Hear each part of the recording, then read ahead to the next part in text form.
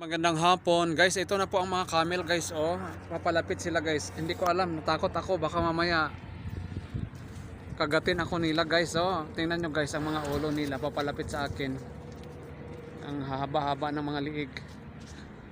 Natakot lang ako, baka mamaya anuhin tayo, no? Yan oh. Yan oh. Baka mamaya kagatin tayo guys. Di ba? Mga camel, yan. Ang dami nila guys. Yan, ang mga camel na hindi ko pa nakita sa Pilipinas. Dito ko lang nakikita. Kaso lang baka mamaya kagatin tayo.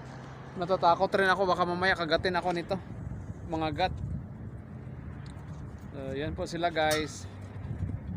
Ang dami nila, ang daming mga camel guys. Kasi ang bilya namin malapit lang po sa camel.